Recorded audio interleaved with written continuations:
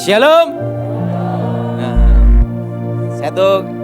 saya lihat Bu Iin itu luar biasa, tenang. Kalau saya itu susah tenang, karena kita dulu pernah di pengamanan khusus ya. Jadi kalau saya masuk satu ruangan, pasti lihat pintu keluar, pintu masuk. Nanti ada evakuasi, tiba-tiba ada kebakaran, ada sabotase lain-lainnya. Jadi saya itu kalau masuk satu ruangan, pasti tidak tenang.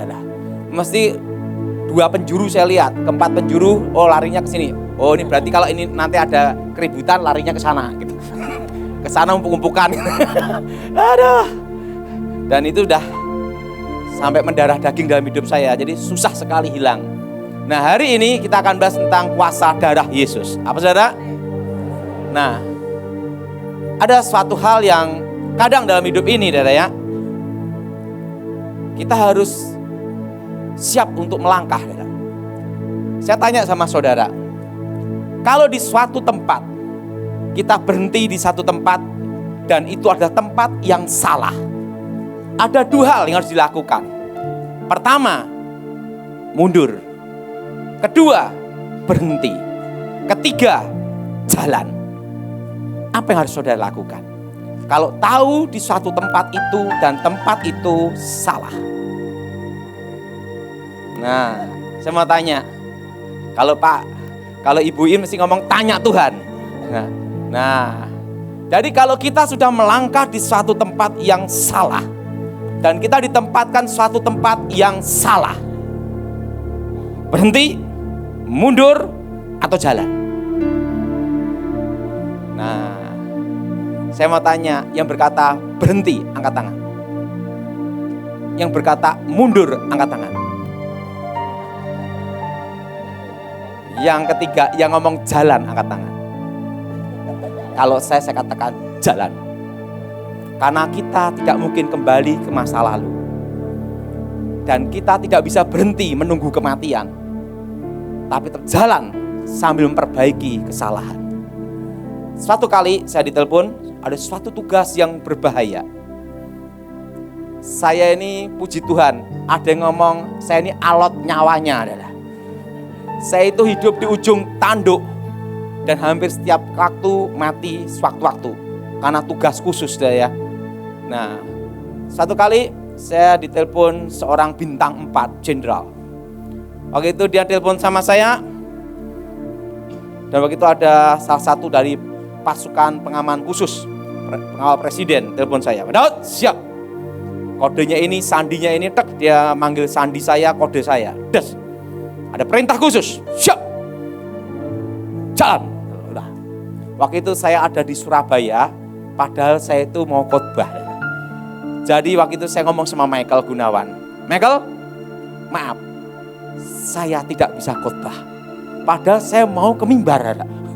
Tapi ada perintah khusus, hari itu harus meluncur. Waktu itu saya berkata sama Michael,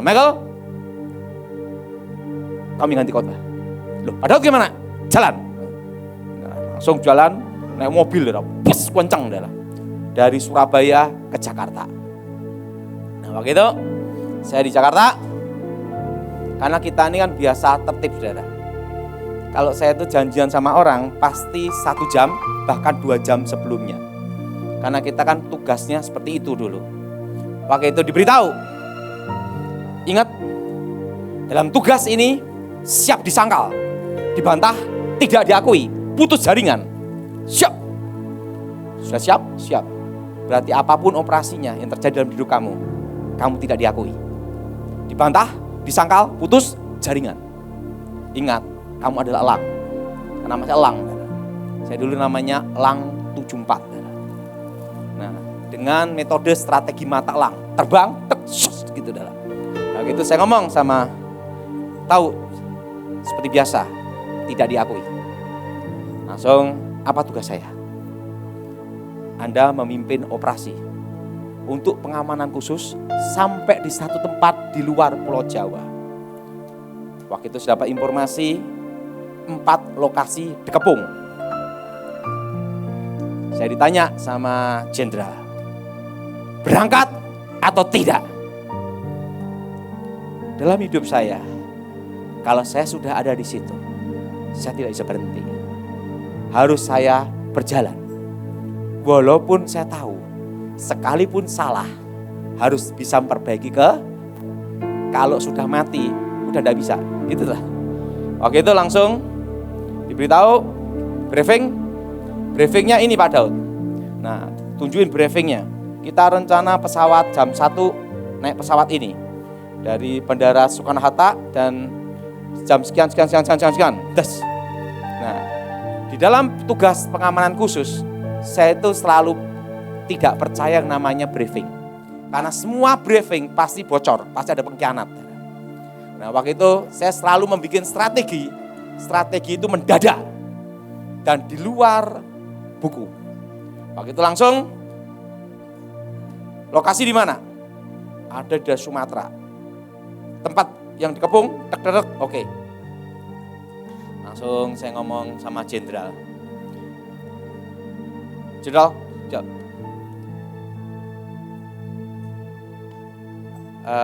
jenderal percaya sama saya enggak?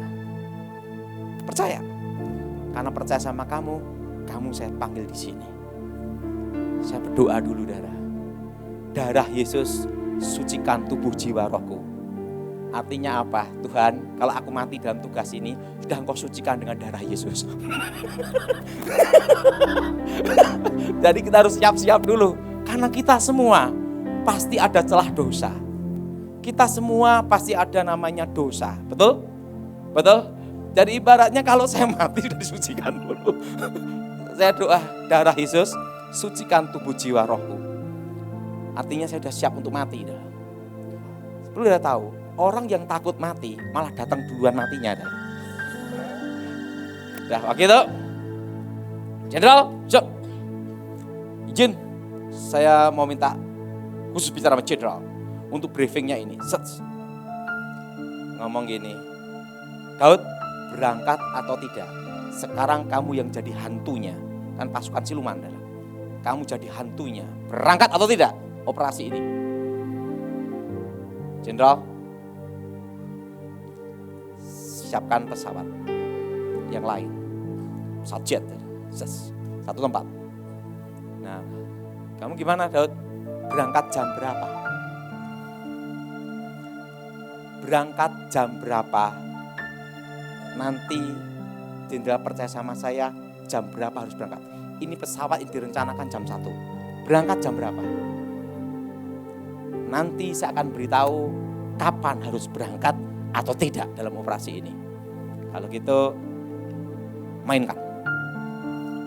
Kalau dalam komando itu mainkan, artinya siap untuk bermain. Nah, waktu itu jam 1, jam 2, pengawal-pengawal semua pada bingung, berangkat atau tidak. Betul? Betul? Gelisah semua ini. Ini pasukan pengaman semua bingung, berangkat atau tidak. Pada waktu mereka ragu berangkat atau tidak, langsung saya jam 2 ngomong sama jenderal.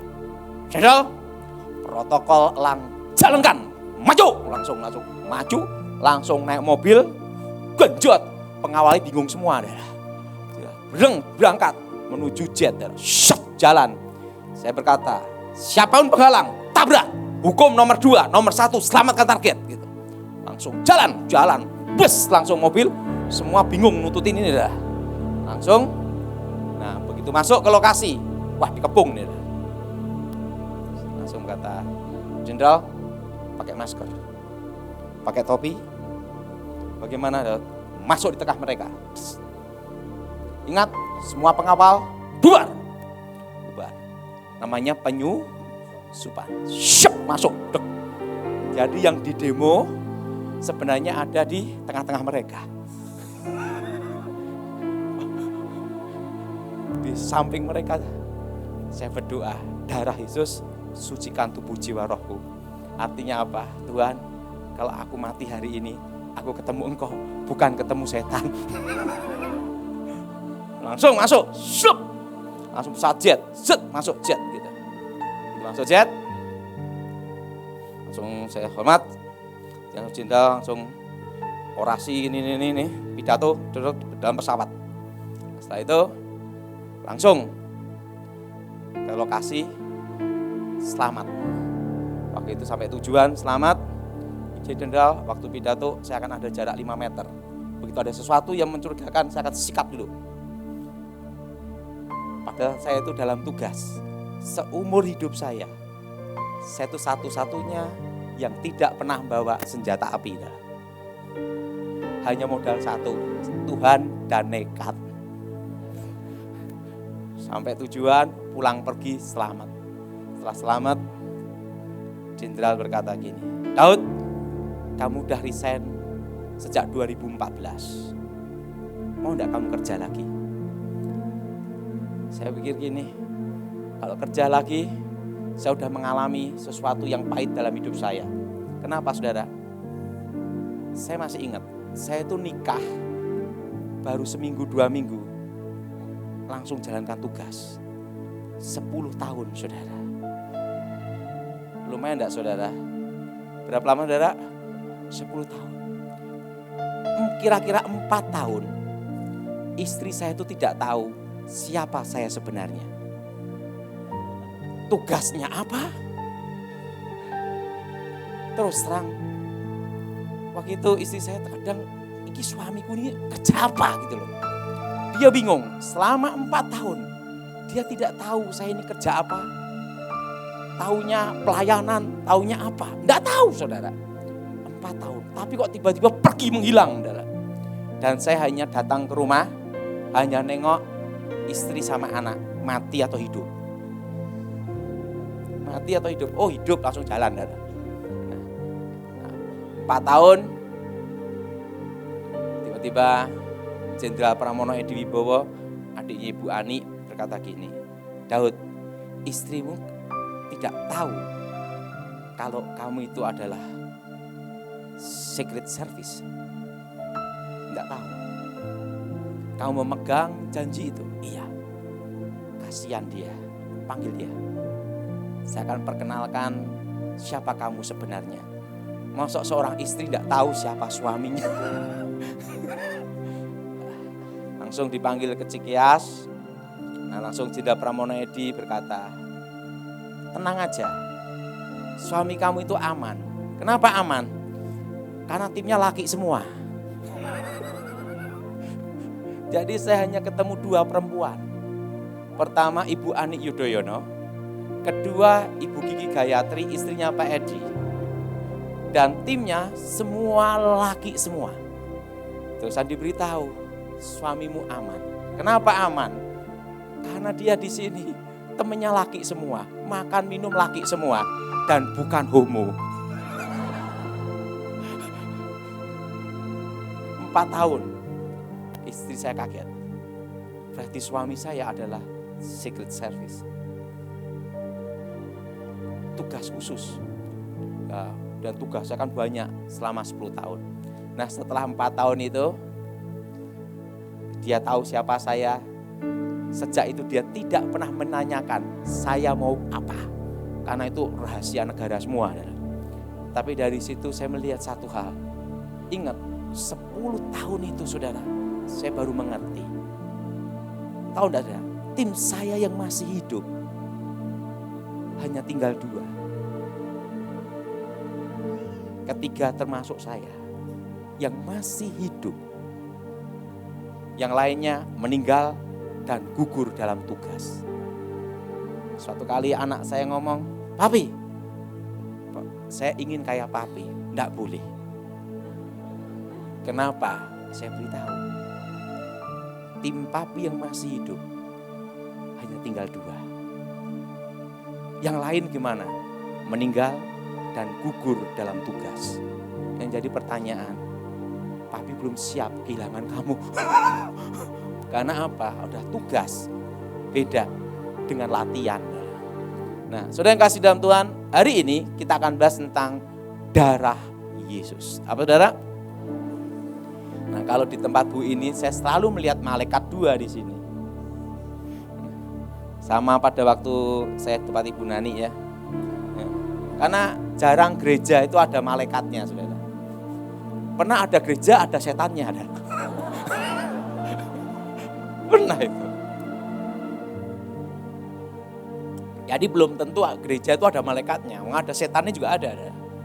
Itu saya kan pernah ada 3 kali gereja ada setannya. Jadi kalau waktu kebaktian di haleluya ketemu Tuhan, ke toilet ketemu setan.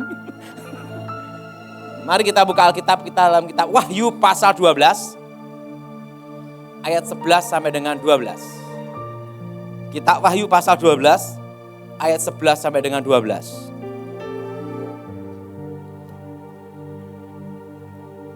Kitab Wahyu pasal 12 ayat 11 sampai dengan 12. Oh. Dan mereka mengalahkan dia oleh darah anak domba dan oleh perkataan kesaksian mereka. Karena mereka tidak mengasihi nyawa mereka sampai ke dalam maut. Ayat 12 sudah baca bersama-sama.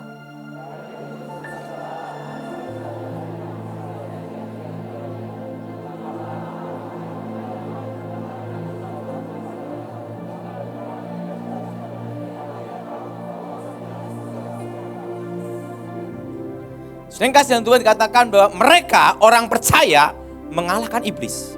Dia ini adalah iblis. Dengan darah anak domba. Dengan apa saudara? Darah bicara tentang nyawa. Nyawa bicara tentang kehidupan. Artinya kalau kita berdoa dengan darah Yesus adalah kehidupan dan nyawa Yesus sendiri. Darah Yesus menyucikan kita. Darah Yesus membebaskan kita. Tapi darah Yesus pula yang mengalahkan iblis. Saya belajar tentang kuasa darah Yesus. Pada waktu saya sekolah Alkitab.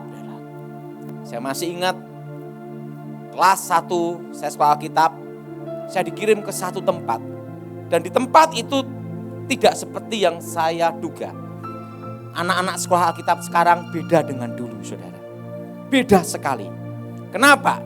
Kalau dulu itu saudara, tanya dulu, siapa yang merasa diberi tugas Tuhan?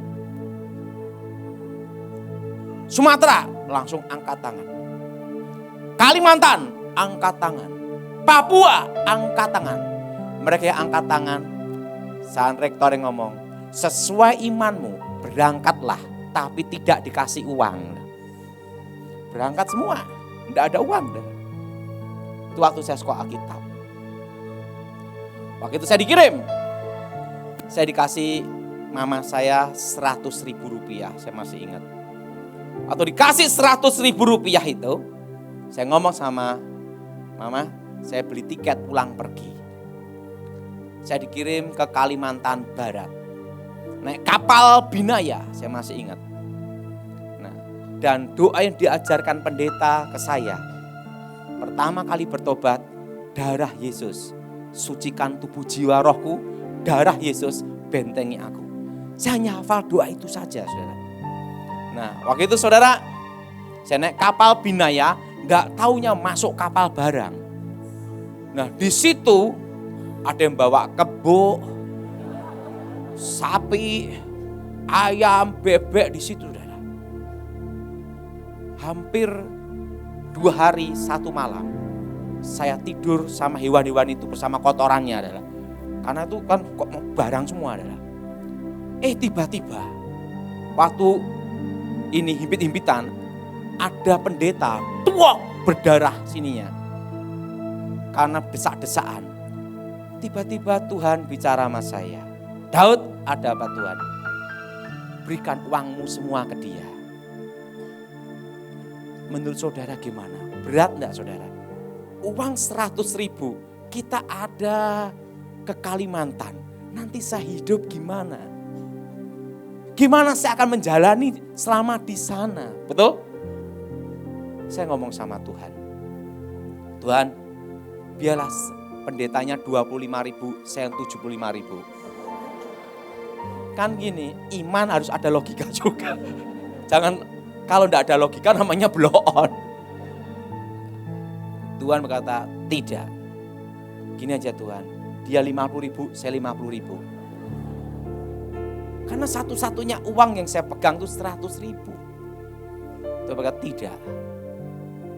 Gini Tuhan, pendeta ini 75.000, saya 25.000. Tuhan berkata, tidak. Ini terakhir dah Tuhan. Saya 10.000 rupiah. Dia 90.000. Ibaratnya saya perpuluhan. Waktu itu Tuhan berkata apa? Baiklah. Uang 90.000 saya kasihkan pendetanya. Pendeta ngomong haleluya. Saya yang senep saudara. Kenapa senep? Saya mikir, walaupun berat hati saya. Ingat saudara, teori itu mudah. Tapi waktu engkau praktek itu susah sekali saudara. Karena kita tidak tahu yang akan terjadi itu gimana. Betul?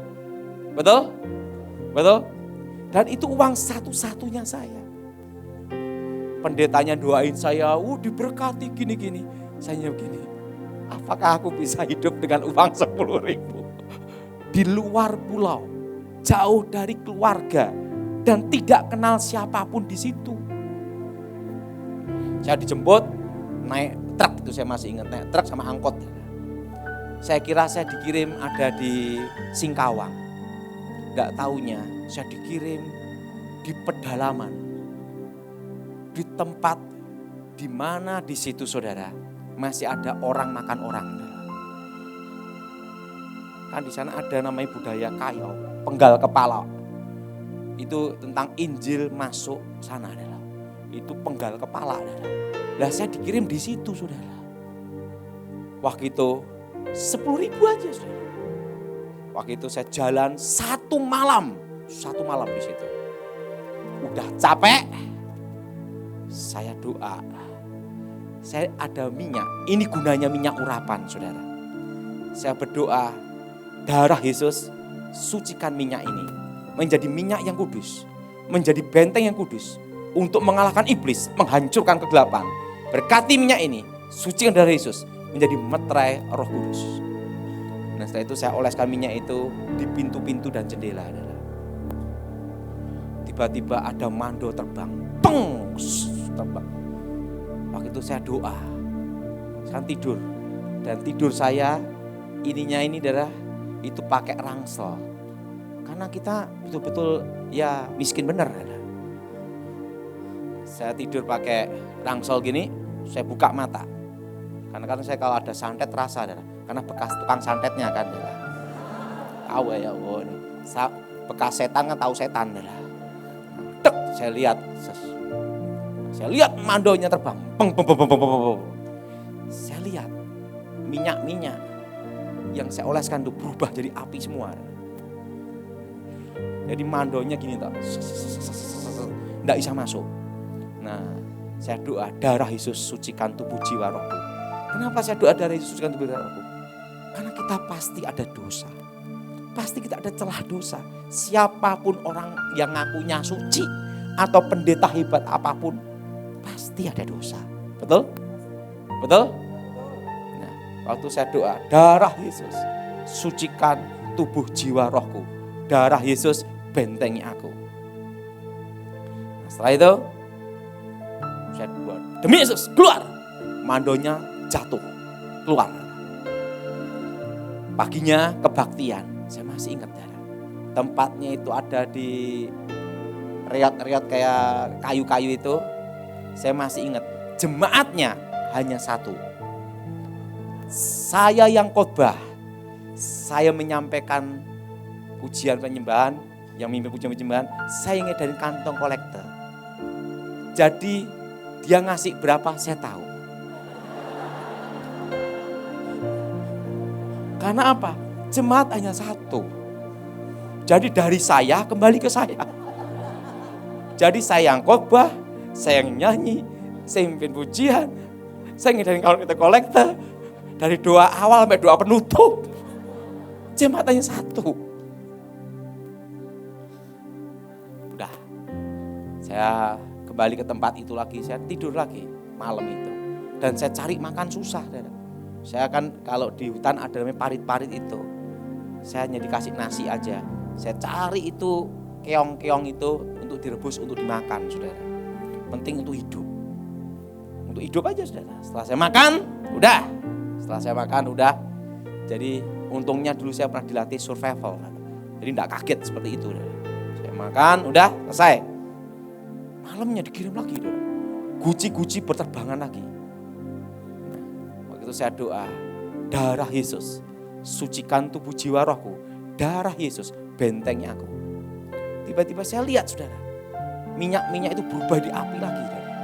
Jadi kalau kita kasih minyak urapan di rumah kita, itu adalah api suci. Saudara. Nah, saya perhatiin jarang ada gereja yang melakukan hal-hal seperti Ibu Iin. Itu kembali ke Pondok Daud ya namanya. Itu jarang terjadi. Dan apa yang terjadi? Waktu keluar minyak itu keluar apinya semua. Saya doa. Doa saudara. Saya doa. Setan keluar di nama Yesus. Guci-guci berjatuhan semua. Besoknya hari Minggu. Waktu itu kebaktian saudara. Udah hidup susah. Jemaat satu lagi ya. Jemaat satu aja. Waktu itu tiba-tiba ada banyak orang, satu kampung keluar semua. Ada yang bawa tombak, panah. Karena di sana kalau ada mangkok merah berjalan. Dan waktu itu mangkok merah berjalan. Waktu mangkok merah berjalan, itu namanya perang. Saya kira kebaktian. Mereka gitu. Datanglah ke tempat kebaktian. Datang kepala suku dan kepala adat. Di sana itu agamanya itu kepercayaan waktu itu saudara. Dia tatap saya tatap dia. Saya hanya berdoa, darah Yesus hancurkan kutuk. Darah Yesus hancurkan mantra. Kenapa saya doanya seperti itu? Karena yang saya hafalin hanya itu. Yang diajarkan hanya itu sampai sekarang. Darah Yesus hancurkan kutuk. Darah Yesus hancurkan mantra. Darah Yesus bebaskan. Demi nama Yesus, roh-roh jahat keluar. Kepala suku, kepala adat gunakan ilmunya gini, baca mantra gini, jatuh, roboh. Satu kampung itu semua gini semua ada. Dan hari itu, satu kampung bertobat semua ada. Dan apa yang terjadi? Di tempat itu tidak ada toko, mall tidak ada. Jadi semua makan dari berburu. Apa yang terjadi? Pagi, babi hutan. Siang, rusa. Jadi selama 1 bulan, saya jadi raja kecil di situ. Dan setiap hari baptis 15-20 orang setiap hari. Dan waktu itu pendetanya itu tahun 93-94 Injil masuk di sana adalah. Nah waktu itu saudara pendetanya Matius mau yang membaptis. Saudara. Itu setiap hari dari kampung ini karena mereka tahu kepala suku yang dianggap sakti itu kalah saudara. Wow, bertobat dan waktu itu saudara apa yang terjadi? 1 bulan tugas saya selesai. 10.000 itu tetap utuh. Kenapa utuh? Tuhan itu lebih tahu dari kita. Bayangin, toko ndak ada, minimarket ndak ada, terusan mall ndak ada, adanya hutan. Kalau makan cari sendiri, pakis-pakis, keong-keong, itu tanaman-tanaman gitu saudara. Nah, kan rumahnya masih di atas pohon semua ada waktu itu saudara. Dan saya masih ingat itu 3 kampung bertobat dalam 1 bulan itu saudara. Dari situ saya melihat satu hal, ada kuasa darah Yesus. Jadi minyak urapan itu ada gunanya saudara. Amin. Jadi saudara jangan meremehkan atau menganggap biasa aja. Beda, itu ada kekuatannya. Tapi dari iman kembali ke iman. Nah, jadi saudara,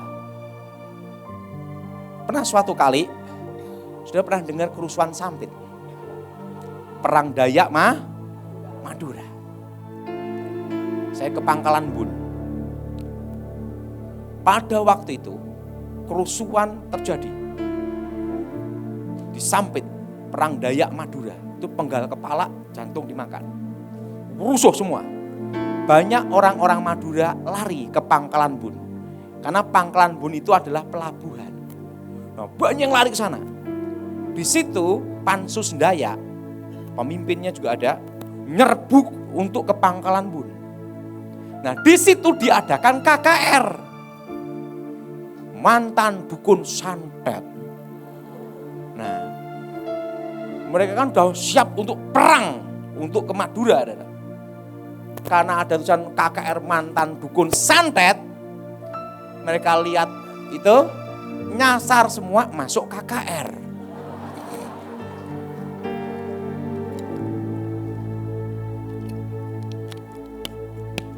Saya beritahu pada saudara,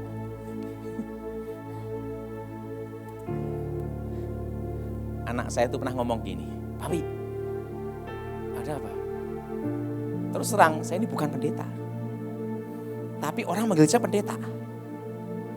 Tapi ada orang ngaku pendeta, ditangkap polisi karena pendeta gadungan. Terusan dia ngomong, Papi itu penyamarannya hebat. Kenapa? Papi bukan pendeta, tapi dipanggil pendeta. Tapi kalau teman-teman Papi di pemerintahan, di militer, tidak percaya Papi pendeta. Karena tahu siapa Papi.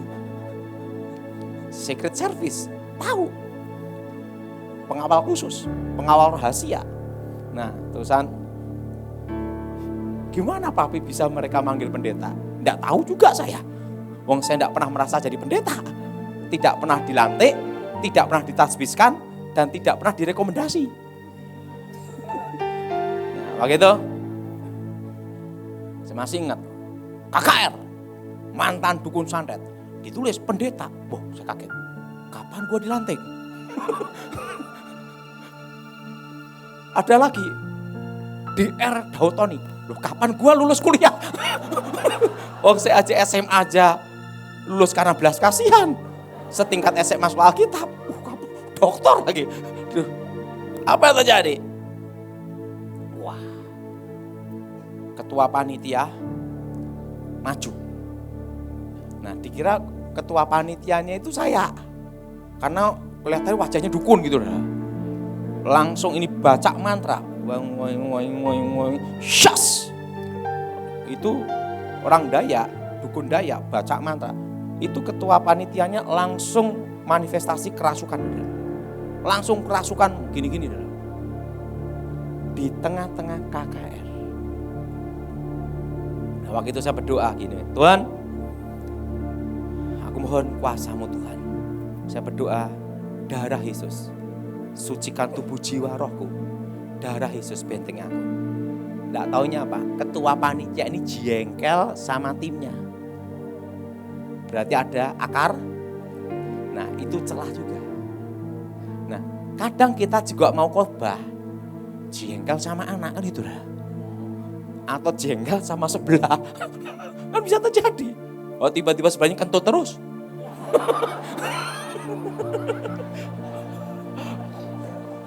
Betul? Bisa terjadi. Betul? Betul? Mau khotbah susah konsentrasi. Kenapa? Mabok kentut, betul enggak? Betul? Nah, doa dulu. Kita semua pasti ada celah. Siapa yang setuju angkat tangan? Kita semua pasti ada celah. Saya doa gini. Darah Yesus, sucikan tubuh jiwa rohku.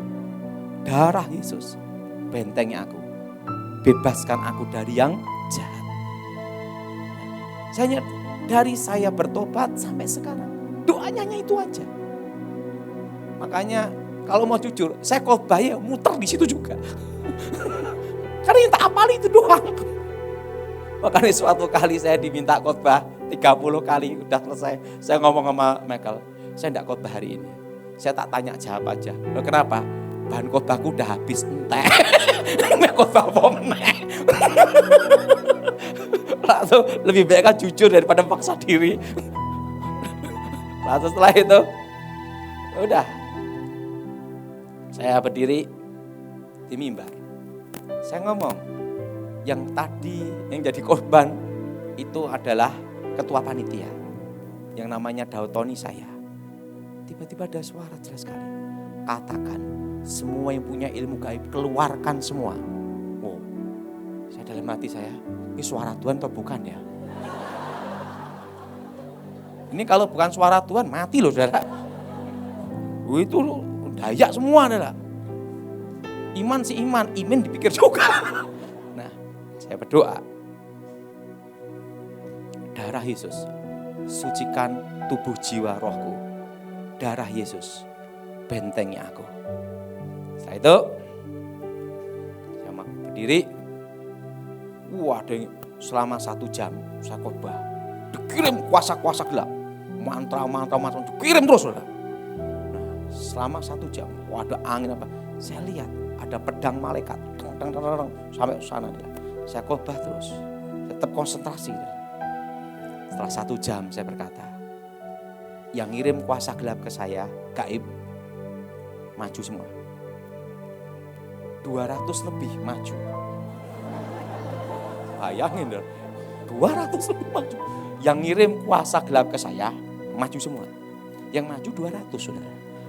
Kalau 1 masih mending kan, ini 200. Lengkap, senjata lengkap. Mandau, panah gitu. Mereka gini, mereka pada berlutut semua, bertobat. Dan apa yang terjadi? Kota Pangkalan Bun tidak terjadi kerusuhan. Karena yang nyerang pada tobat. Kan sampai sekarang. Karena kejadian itu. Langsung dari kepolisian ngomong-ngomong saya, oh udah, makasih, ya udah. Artinya apa? Darah Yesus sucikan tubuh, jiwa, rohku. Amin. Amin. Ada satu pengalaman tentang darah Yesus. Ada yang tanya sama saya, ada enggak pengalaman Pak Daud menghadapi lawan yang hebat? Ada. Saya masih ingat itu adalah perintah khusus.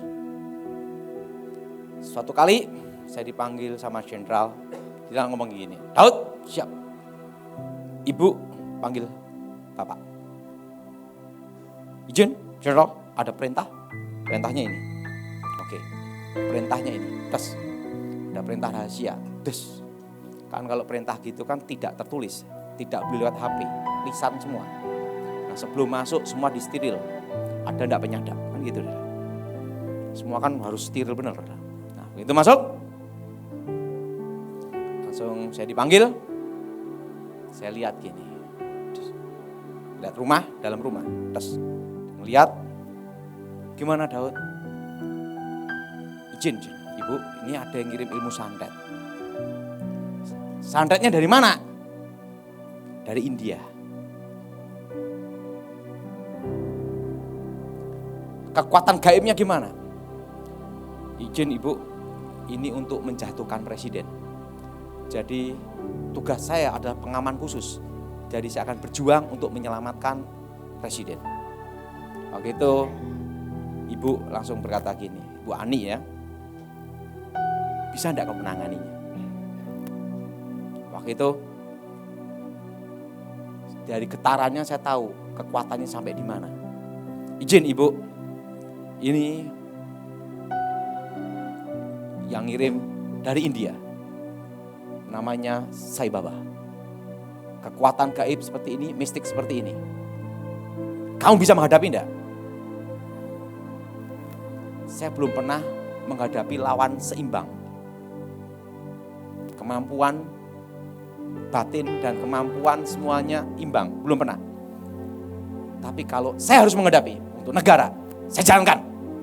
Tapi saya minta satu hal, sebelum saya jalankan tugas ini, apa yang perlu saya lakukan untuk kamu? Pertama, kalau saya gugur dalam tugas ini, karena dalam pertarungan itu hanya yang hidup hanya satu orang, tidak bisa dua-duanya hidup. Ibu langsung gini, sang jenderal berkata, apa permintaanmu? Pertama, kalau saya gugur dalam tugas ini, karena saya tahu disangkal, putus jaringan dan tidak diakui. Apa permintaan kamu? Sekolahkan anak-anak saya kuliah sampai selesai. Langsung jenderal berkata, bukan hanya kuliah, kerjaan juga saya jamin. Oke, tapi kamu harus siap untuk menghadapinya. Ya. Kedua, beri saya waktu untuk ketemu keluarga dulu. Minimal sebelum saya jalankan tugas ini. Kalau saya mati udah ketemu anak sama istri, betul gak? Karena saya tahu. Kita tidak tahu mati apa hidup gitu. Langsung, boleh silahkan. Kamu bisa nangani berapa lama? 3 bulan. Saya masih ingat itu 2011. Kalau gugur dalam tugas ini, saya udah tenang. Anak saya udah ada jaminan. Langsung ibu langsung, baik, saya janji. Jenderal, saya percaya sama jenderal. 3 bulan, saya berangkat menemui keluarga dulu, baru saya ke titik lokasi. Oke, nanti dari sana, dari India, intelijen akan memberitahu. Posisi, kamu akan tahu. Posisi kamu di sini, sana di sana. Semua akan dicek. Dicek semua, saudara. Jadi bukan hanya sekedar hanya omongan doang, gitu. Tidak bisa. Kalau kita bicara sama kopra, beda sama jenderal, saudara. Nah, begitu, saya ada di satu tempat yang sudah disediakan. 3 bulan saya bertarung, saudara. Dan itu lawan terberat dalam hidup saya. Waktu itu saya berdoa gini, darah Yesus, sucikan tubuh Jeroen. Hanya doa itu aja. Dan darah Yesus, hancurkan mantra. Waktu doa di situ, saudara, ada ular-ular berdatangan, saudara. Ular kobra, saudara. Berdatangan gitu di rumah itu, saudara. Saya doa darah Yesus. Tiba-tiba ularnya hilang. Tiba-tiba datang satu sosok, saudara. Saya masih ingat itu, saudara. Ininya ular bawa trisula gini. Nemuin saya. Pada waktu nemuin saya gini, saya masih ingat ada suatu ajaran dari kakek saya sebelum bertobat. Kalau penghalangmu dewa, tebaslah dewa. Siapapun penghalangmu, tebas sudah. Penghalangmu dewa, tebas dewa. Kalau penghalang dalam tugasmu itu, tebaslah. Waktu itu saya doa darah Yesus. Langsung santri sulanya diginikan. Itu kaca yang melindungi rumah itu hancur. Jadi kayak pasir. Untung bukan rumah saya. Masih ada untung. Nah, trisulanya itu kena di bagian kaki saya sini. Yang kaki saya sering sakit sini. Sini. Des. Nah, des. Kalau lawan saya mati, saya tahu. Tek, mati. Jenderal. Lawan selesai. Dicek. Langsung dicek. Udah mati. Selesai. Tugasmu. Nah, setelah tugas itu selesai. 2011. 2012, 2013 saya mikir. Kalau hidup saya seperti ini terus. Di atas langit pasti ada langit. Langsung saya pikir, saya mau berhenti aja. Berat, saudara. Waktu itu saya berpikir, kalau saya tidak berhenti, wah repot ini. 2013 saya ambil keputusan berhenti. Nah, saya ngomong sama Tuhan, saya tidak bisa menebus kesalahan saya, tapi hanya bisa memperbaiki apa yang harus saya jalani. Nah, betul? Dan waktu itu, makanya saya ditanya lagi, mau enggak kamu tugas lagi? Enggak. Nanti malah enggak bisa tidur sama sekali. Saya itu tidur hanya 4 jam. 4 jam, 5 jam karena kebiasaan. Pada waktu saya tugas dulu itu tidur hanya 3 jam. Setiap hari selama 10 tahun. Lumayan enggak, saudara? 3 jam aja. Tapi gajian lumayan. 10 tahun. 10 tahun tidur hanya berapa? 3 jam. Dan ada satu himpun khusus. Langsung siap. Jadi saya setiap hari di samping himpun gitu. Makanya karena kebiasaan seperti itu, saya tidur apapun, telinga tetap dengar. Makanya saya ngomongin tidur nyenyak itu kayak apa, enggak tahu juga. Karena apa? Udah kebiasaan, langsung siap gitu. 10 tahun gitu terus. Nah, saya beritahu pada saudara. Waktu saya berdoa itu satu hal. Darah Yesus. Amin. Amin. Nah, mari kita berdoa. Angkat tanganmu saudara. Aku mohon kuasa Yesus bekerja. Nama Yeshua HaMasyiah dimuliakan di tempat ini. Berkati firman-Mu, berkati kami semua. Bebaskan dari yang jahat, bebas dari kutuk. Kuasa Elohim bekerja. Kuasa Yahweh melalui kami semua. Nyatakan kuasa-Mu Tuhan dan nama-Mu dimuliakan. Demi nama Yeshua HaMasyiah. Yang percaya katakan